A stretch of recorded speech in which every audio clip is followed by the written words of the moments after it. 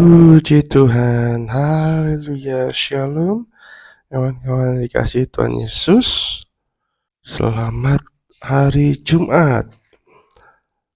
Kembali lagi dalam program kita baca Alkitab setiap hari, mana kita akan merenungkan, membaca firman Tuhan setiap hari dari secara berurutan dari Kejadian sampai Wahyu. Nah, sekarang kita sudah sampai di Keluaran pasal 5.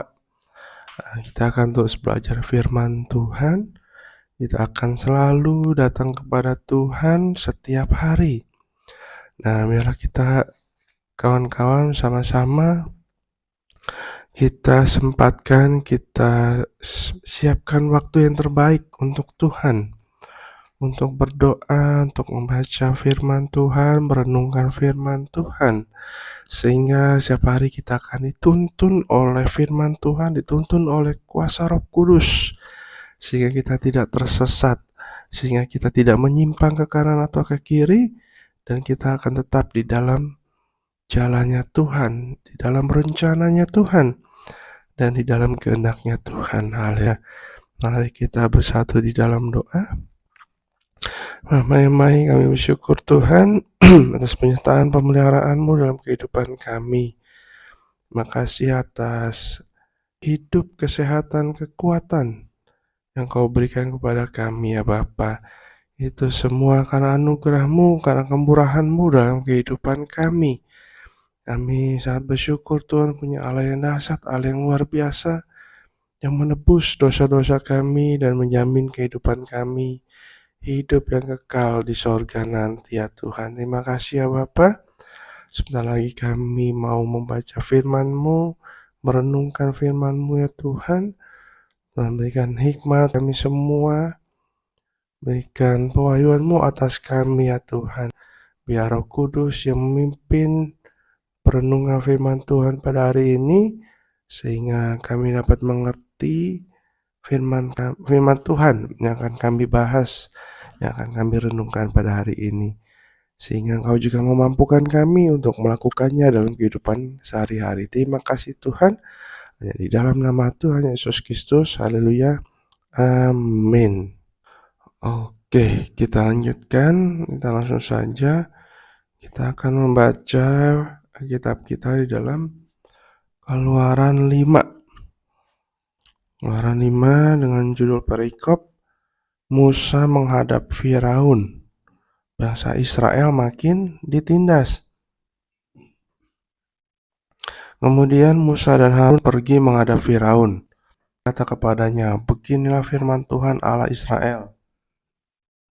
Biarkanlah umatku pergi untuk mengadakan perayaan bagiku di padang gurun. Tapi Firaun berkata, siapakah Tuhan itu yang harus kudengar firman-Nya untuk membiarkan orang Israel pergi? Tidak kenal aku Tuhan itu, dan tidak juga aku akan membiarkan orang Israel pergi. Lalu kata mereka, Allah orang Ibrani telah menemui kami. Izinkanlah kiranya kami pergi ke padang gurun 3 hari perjalanan jauhnya untuk mempersembahkan korban kepada Tuhan Allah kami, supaya jangan nanti mendatangkan kepada kami penyakit sampar atau pedang. Tetapi Raja Mesir berkata kepada mereka, Musa dan Harun, mengapakah kamu bawa-bawa bangsa ini melalaikan pekerjaannya? Pergilah melakukan pekerjaanmu. Lalu kata Firaun, lihat sekarang, telah terlalu banyak bangsamu di negeri ini. Masakan kamu hendak menghentikan mereka dari kerja paksanya? Pada hari itu juga Firaun memerintahkan kepada pengerah-pengerah bangsa itu dan kepada mandur-mandur mereka sendiri, tidak boleh lagi kamu memberikan jerami kepada bangsa itu untuk membuat batu bata seperti sampai sekarang. Biarlah mereka sendiri yang pergi mengumpulkan jerami. Tetapi jumlah batu bata yang harus dibuat mereka sampai sekarang, bebankanlah itu juga kepada mereka. Dan jangan menguranginya, karena mereka pemalas. Itulah sebabnya mereka berteriak-teriak, "Izinkanlah kami pergi mempersembahkan korban kepada Allah kami." Pekerjaan orang-orang ini harus diperberat, sehingga mereka terikat kepada pekerjaannya dan jangan mempedulikan perkataan dusta. Maka para pengerah bangsa itu dan para mandurnya pergi dan berkata kepada mereka, "Beginilah kata Firaun, aku tidak memberi jerami lagi kepadamu. Pergilah kamu sendiri mengambil jerami di mana saja kamu dapatnya, tetapi pekerjaanmu sedikit pun tidak boleh kurang." Lalu berseraklah bangsa itu ke seluruh tanah Mesir dan mengumpulkan tunggul gandum sebagai pengganti jerami. Dan pengerah-pengerah itu mendesak mereka dan berkata, "Selesaikan pekerjaanmu, yaitu tugas sehari, seperti pada waktu ada jerami." Lalu pengerah-pengerah Firaun memukul mandul-mandul Israel, mandur-mandur yang mereka angkat, sambil bertanya, "Mengapakah kamu pada hari ini tidak menyelesaikan jumlah batu bata yang harus kamu buat seperti kemarin?"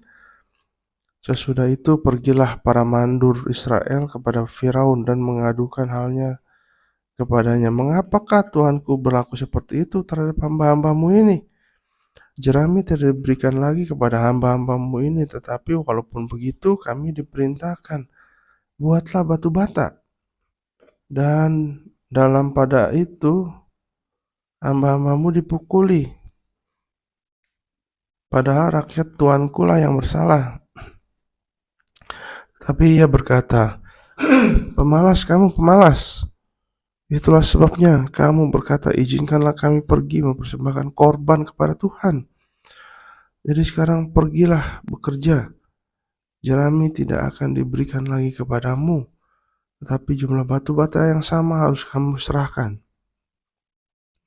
Maka mengertilah para mandur Israel bahwa mereka ada dalam keadaan susah, karena dikatakan kepada mereka, "Kamu tidak boleh mengurangi jumlah batu bata pada tiap-tiap hari." Waktu mereka meninggalkan Firaun, berjumpalah mereka dengan Musa dan Harun yang sedang menantikan mereka. Lalu mereka berkata kepada keduanya, "Kiranya Tuhan memperhatikan perbuatanmu dan menghukumkan kamu, karena kamu telah membusukkan nama kami kepada Firaun dan hamba-hambanya, dan dengan demikian kamu telah memberikan pisau kepada mereka untuk membunuh kami." Lalu Musa kembali menghadap Tuhan, katanya, "Tuhan, mengapakah kau perlakukan umat itu begitu bengis? Mengapa pula aku yang kau utus? Sebab sejak aku pergi menghadap Firaun untuk berbicara dalam atas namamu, dengan jahat diperlakukannya umat ini, dan engkau tidak melepaskan umatmu sama sekali." Tetapi Tuhan berfirman kepada Musa, "Sekarang engkau akan melihat apa yang akan kulakukan kepada Firaun. Sebab dipaksa oleh tangan yang kuat, ia akan membiarkan mereka pergi. Ya, dipaksa oleh tangan yang kuat, ia akan mengusir mereka dari negerinya." Amin. Nah, kita lihat di sini kawan-kawan bahwa Musa dan Harun mendapatkan firman dari Allah, ya kan, untuk meminta izin kepada Firaun untuk bisa pergi ke padang gurun untuk merayakan, untuk mempersembahkan korban bagi Tuhan. Tapi Firaun berpikir negatif. Dia pikir jangan-jangan bangsa Israel mau kabur, ya kan. Akhirnya dibilang, "Dasar kau pemalas, mau pergi ke padang gurun supaya tidak mengerjakan pekerjaannya, tidak mengerjakan kerja paksanya itu." Akhirnya dilarang, bahkan malah diperberat tugasnya, ya kan. Yang tadinya dikasih jerami, sekarang jeraminya suruh ambil sendiri dan membuat batu bata yang sama setiap hari. Jadi pekerjaannya nambah berat, kawan. Nah, poin yang pertama mau kita lihat bahwa kadangkala kita sudah datang kepada Tuhan nih, ya kan? Kita sudah berdoa, kadangkala kita sudah rajin beribadah ke gereja, baca firman, baca Alkitab, ya kan? Tapi kadangkala pernah nggak merasakan kok sepertinya masalah makin banyak gitu, ya kan? Masalah makin berat. Saya pun pernah merasakan seperti itu, kawan. Saya udah datang kepada Tuhan, berdoa, ya kan? Beribadah rajin, baca Alkitab setiap hari. Tapi kenapa Tuhan izinkan masalah makin banyak, makin berat? Nah, itu terjadi seperti bangsa Israel ini. Padahal yang suruh Musa dan Harun itu adalah Allah sendiri, Allah berfirman langsung. Tapi kenapa Tuhan mengizinkan itu? Ya kan? Itu poin pertama, kawan. Poin kedua kita lihat bahwa akhirnya bangsa Israel marah kepada Musa dan Harun. Ini nih gara-gara kamu nih, ya kan? Akhirnya kami nih jadi berat. Kami ini jadi tambah pekerjaan. Jadi kami semakin parah gitu, ya kan istilahnya. Dia nyalahin Musa dan Harun. Kadang-kala kita juga seperti itu, banyak masalah, banyak pergumulan, kita nyalahin orang. Wah, pasti gara-gara dia nih, kita cari kambing hitam. Ya kan? Kita cari kambing hitam, kita cari siapa yang salah, siapa yang benar. Itu poin yang kedua, ya kan? Seringkali kita seperti itu kan. Jika ada masalah banyak bertubi-tubi datang, kita langsung berpikir, wah siapa yang salah nih? Kita salahin aja nih, ya kan? Akhirnya dengan salah itu, kadang-kadang kita jadi merasa lebih tenang gitu, ya kan? Padahal enggak, malah tidak menyelesaikan masalah, malah menambah masalah. Jadi hubungan kita dengan orang itu menjadi renggang, menjadi bermusuhan. Nah, itu yang kedua. Nah, yang ketiga, poin yang ketiga. Akhirnya gara-gara itu Musa menghadap Tuhan. Jadi menyalahkan Tuhan. Tuhan, mengapa kau perlakukan umat itu begitu begis? Mengapa pula engkau utus aku, ya kan? Marah juga akhirnya Musa kepada Tuhan. Nah, akhirnya Tuhan memberikan jawaban di pasal 6 ayat 1 itu terusan yang perikop ini, ya kan?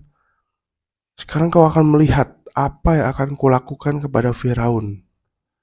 Nah, sebab dipaksa oleh tangan yang kuat.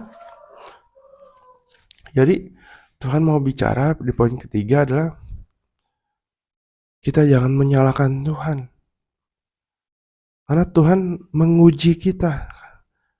Ya kan, apakah iman kita kuat? Apakah kita tetap setia sama Tuhan? Ketika kita kuat, ketika kita masih taat dan tak setia sama Tuhan, walaupun masalah banyak, malah dekat sama Tuhan masalah lebih banyak, itu nggak heran, kawan, ya kan? Karena iblis mencari orang yang dekat sama Tuhan supaya apa? Dibawa menjauh, memutuskan hubungan dengan Tuhan, nggak heran. Tapi kalau orang yang udah jauh dari Tuhan, hidupnya hidup dalam dosa, ya iblis mah nggak usah, itu santai-santai aja. Berarti dia udah pengikutnya iblis. Tapi kita sebagai anak-anaknya Tuhan, jika kita sungguh-sungguh sama Tuhan, otomatis iblis akan berusaha memisahkan kita dari kasih Tuhan. Itu nggak heran, kawan, ya kan? Tapi di dalam masalah, di dalam pergumulan kita, di sini Tuhan bilang apa?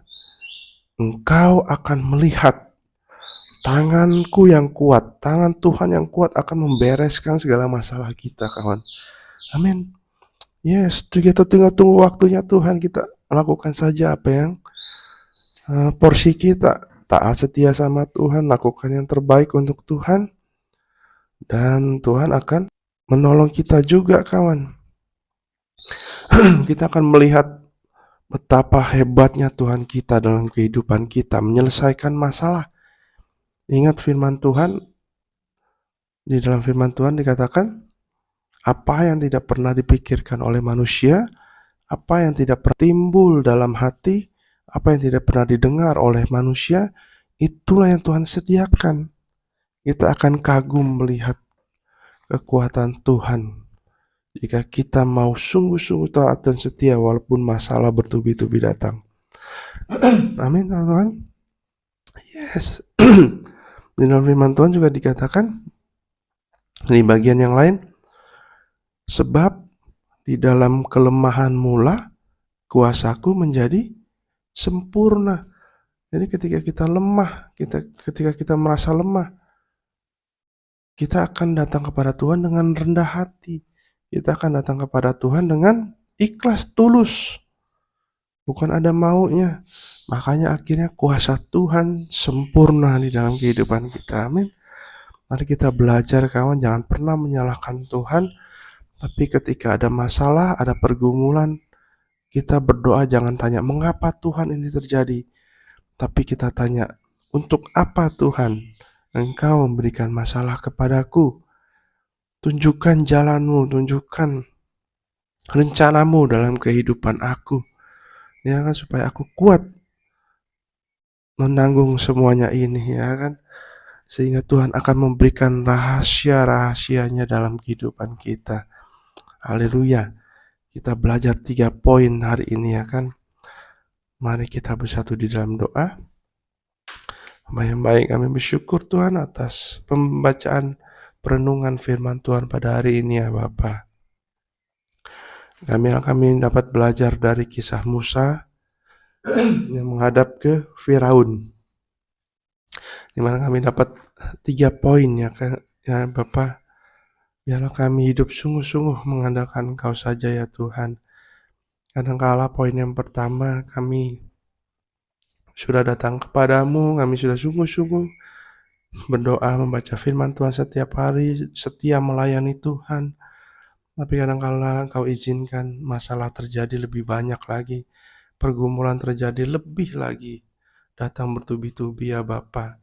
Dan kami tidak mau menyalahkan Engkau, ya Bapa. Dan poin yang kedua, kami juga tidak mau menyalahkan orang lain atas masalah kami. Kami tidak mau mencari kambing hitam, ya Tuhan, siapa yang salah, siapa yang benar. Tapi kami mau sungguh-sungguh di dalam Engkau, lebih sungguh-sungguh lagi. Dan poin yang ketiga, biarlah lewat masalah-masalah yang kami hadapi, biarlah kami yakin dan percaya, kami imani, pasti kuasa Tuhan akan bekerja. Engkau akan membela, menolong kami, sehingga kami dapat melihat, mengalami kuasa Tuhan yang luar biasa.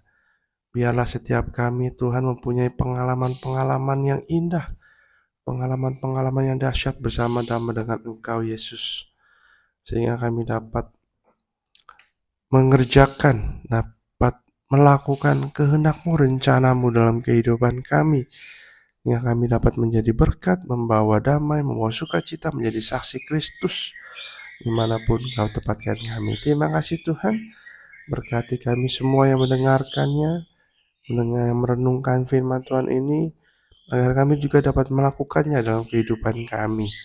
Berkati setiap yang bekerja, yang usaha, yang kuliah, yang sekolah. Berkati pelayanan kami, keluarga kami, tetangga kami, rekan-rekan kerja kami dimanapun kami berada. Tuhan Yesus memberkati kami semua, ya Tuhan. Oleh kasih karunia-Mu, oleh kekuatan kuasa-Mu, ya Bapa. Tuntun kami, ya Roh Kudus, sehingga kami dapat mengerti apa yang kami lakukan, rencana-Mu dalam kehidupan kami, hanya di dalam nama Tuhan Yesus Kristus. Haleluya, amin. Amin. Terima kasih kawan-kawan. Pembacaan kitab ini akan saya tulis di deskripsi. Bisa juga kawan-kawan lihat langsung di Alkitab masing-masing. Sehingga biarlah kita semakin kuat di dalam Tuhan, iman kita semakin bertumbuh, semakin kuat, dan kita makin dekat dengan Tuhan Yesus. Haleluya. Jangan lupa di subscribe, di like, di komen, dan di share. Tuhan Yesus memberkati kita semua. Bye.